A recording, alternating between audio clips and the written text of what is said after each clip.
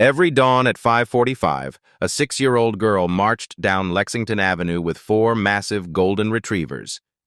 But no one knew why.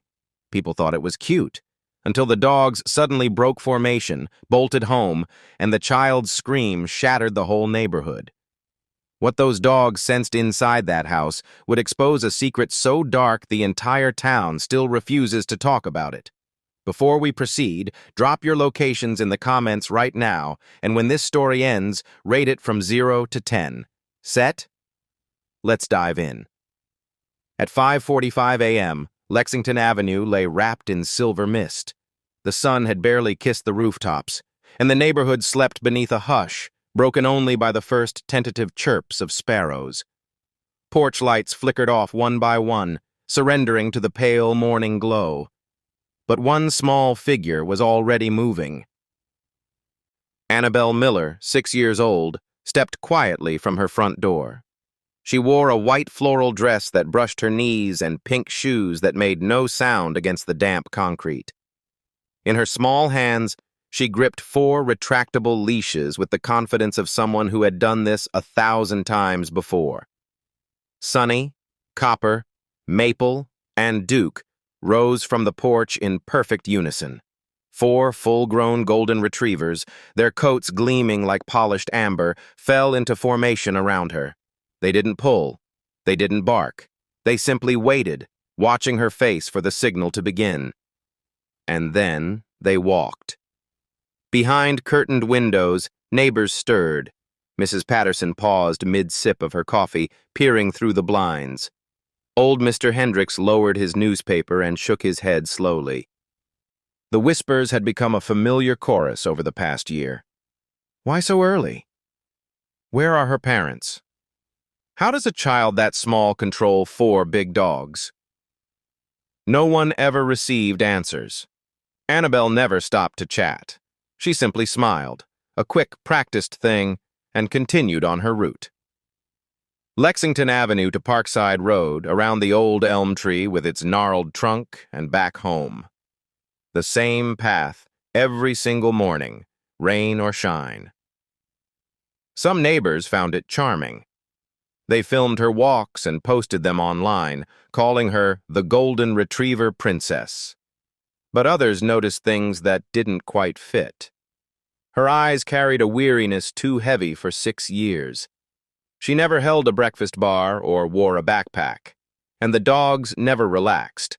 Their heads swiveled constantly, scanning the street, flanking her like soldiers guarding something precious. 3 houses down, James Cole stood on his balcony, coffee growing cold in his hands. It was his first morning in Lexington Avenue, and he'd expected quiet suburbs and lazy sunrises. He hadn't expected this. Something about the scene unsettled him, the smallness of her against those massive dogs, the silence that wrapped around her like armor.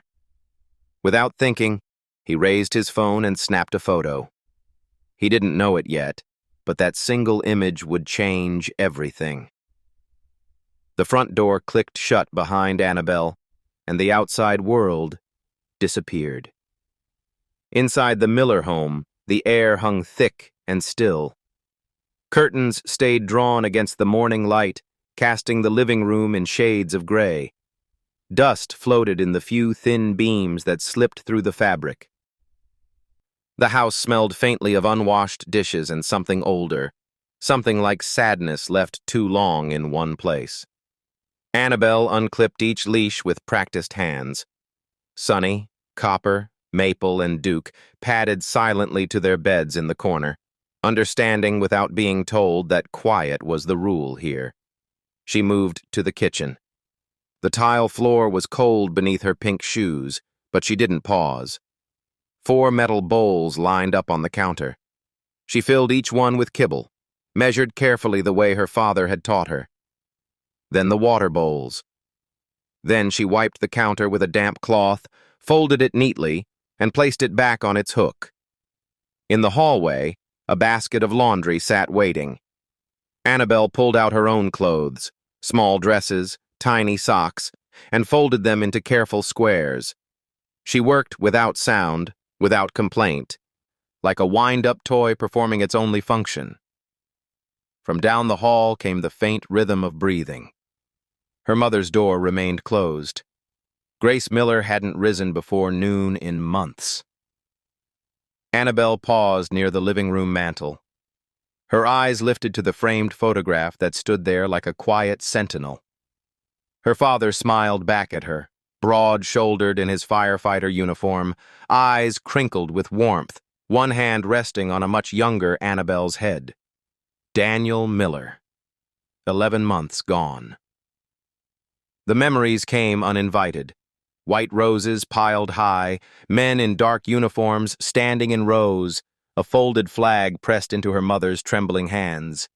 Annabelle had worn her black dress and held Copper's leash because no one thought to hold her hand. After that day, her mother stopped getting out of bed, stopped cooking, stopped speaking in full sentences. The light behind her eyes dimmed like a candle surrendering to wind. Annabelle didn't understand death. Not really. But she understood empty bowls and restless dogs, and her mother's screams when barking shattered her fragile sleep. So she created a solution the only way a 6-year-old could. She woke before the sun. She walked the dogs before they could make noise. She kept the peace. Nobody outside ever knew. The photo James took that first morning didn't stay on his phone for long. By evening, it had traveled through 3 neighborhood group chats. By the next day, it joined a growing collection, dozens of videos and snapshots captured over the past year, all featuring the same small girl and her 4 golden companions. Lexington Avenue had found its favorite mystery. At backyard barbecues and front porch conversations, theories multiplied like weeds. Mrs. Patterson insisted the Millers must be professional dog trainers. "You don't get that kind of obedience by accident," she declared over her fence. Mr. Hendricks disagreed. He thought the girl was simply gifted, one of those old soul children born with wisdom beyond their years. But others whispered darker possibilities. "Have you ever seen her parents outside? Why does she always look so tired? Maybe something's wrong at home." The whispers never reached the Miller house. They floated through the neighborhood like smoke, present but untouchable, never quite settling into action. James couldn't shake the image from his mind. He'd moved to Lexington Avenue for peace, for a fresh start after his divorce. Instead, he found himself replaying that morning over and over, the tiny figure in white, the massive dogs flanking her like sentries, the silence that surrounded her like glass. He'd owned dogs before. He recognized protection when he saw it. Those golden retrievers weren't just walking with Annabelle. They were guarding her, watching for threats. Their formation was too precise, too deliberate to be coincidence. On his 3rd afternoon in town, James wandered into Rosie's Cafe on Main Street. He ordered black coffee and listened to the conversations drifting around him. Every single morning, a woman at the next table was saying, "Rain, snow, that awful heat wave last July. She never misses, a full year now at least." Her companion shook her head. "Poor thing must be exhausted." Or incredibly dedicated. Or incredibly alone. James stared into his cup. The coffee had gone cold without him noticing. That night, he set his alarm for 5:30 a.m. He told himself it wasn't suspicion. It wasn't nosiness. He simply needed to understand. Something about that little girl felt like a question no one had thought to ask. Tomorrow, he would follow her. The morning began like every other. Annabelle stepped onto the porch at 5:45, leashes in hand, the mist curling around her ankles like a living thing. Sunny, Maple, and Duke fell into their usual positions, but Copper hesitated at the door, his amber eyes fixed on something beyond the street, something invisible. "Come on, Copper," Annabelle whispered.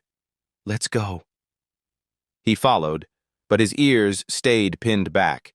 His tail hung low. They made it halfway down Lexington Avenue before the first whine escaped his throat. It was soft, almost inaudible, but Annabelle felt it vibrate through the leash. She tugged gently. Copper planted his feet. "Copper, no. We need to finish the loop." He whined again, louder this time. His head swung back toward their house, then forward, then back again. The other dogs noticed. Maple stopped walking. Duke's hackles rose slightly. Sunny pressed closer to Annabelle's leg. "Mommy is sleeping," Annabelle said, her voice dropping to a plea. "We have to be quiet. We have to finish." But Copper wasn't listening anymore. 2 blocks behind, hidden in the shadow of Mr. Hendricks's oak tree, James watched. He'd been trailing at a distance, feeling foolish and intrusive, telling himself he'd turn back any moment. But now his feet stopped moving.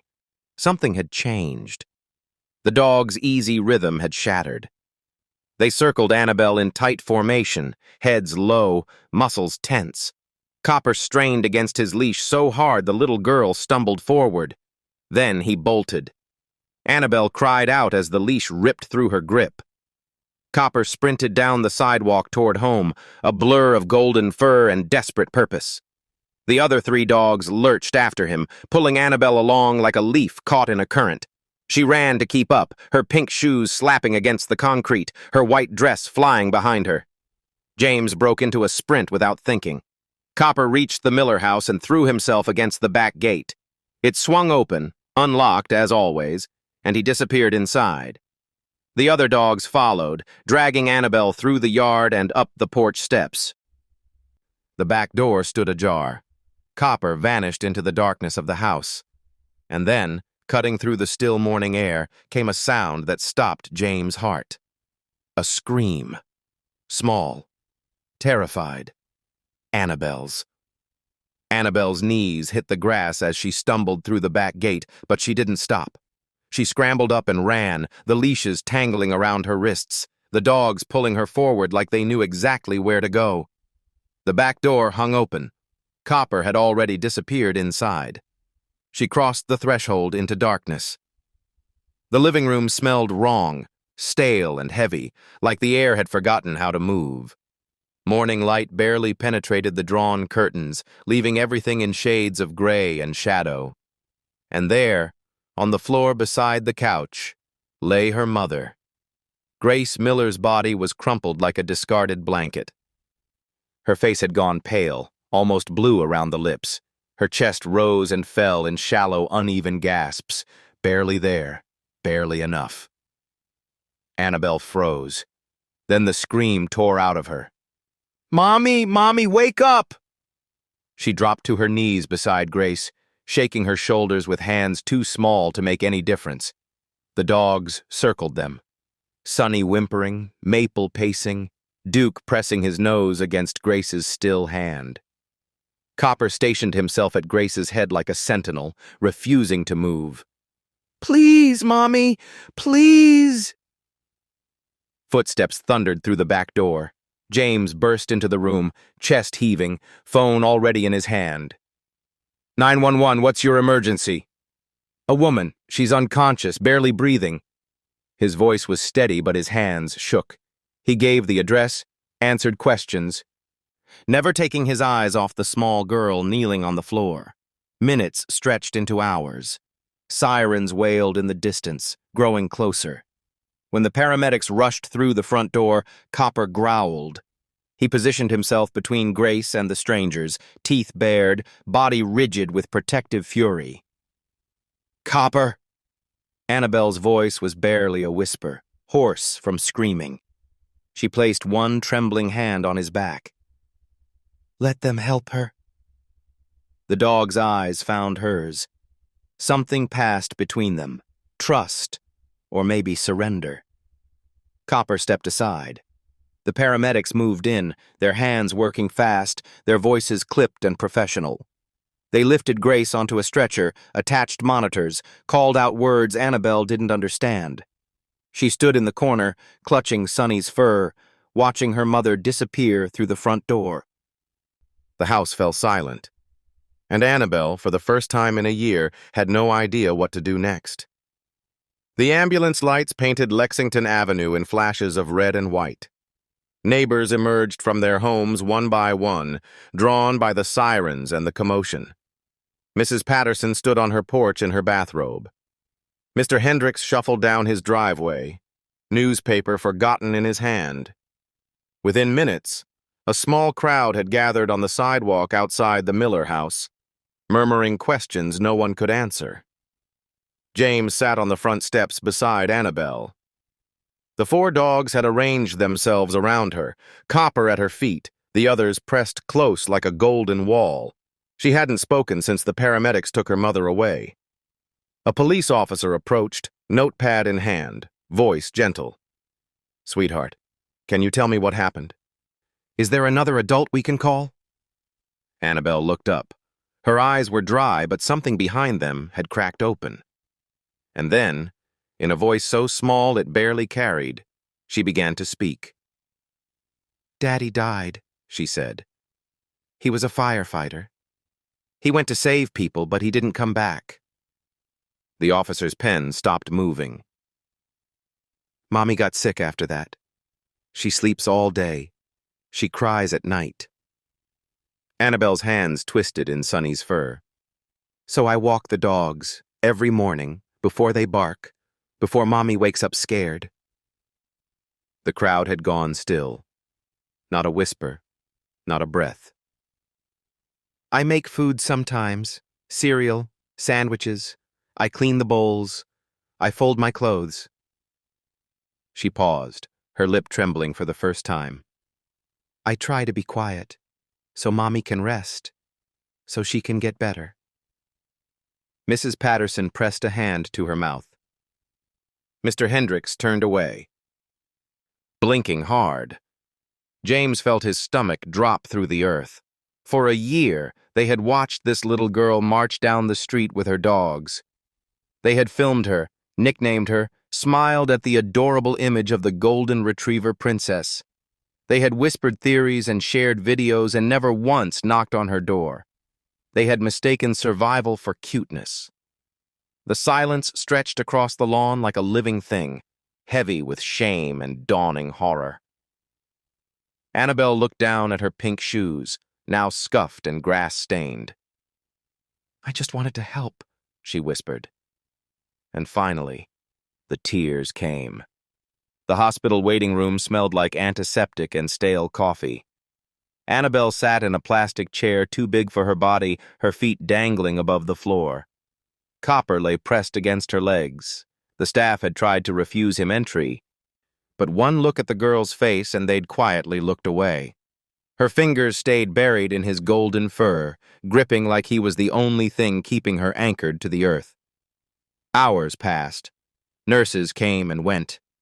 James stayed.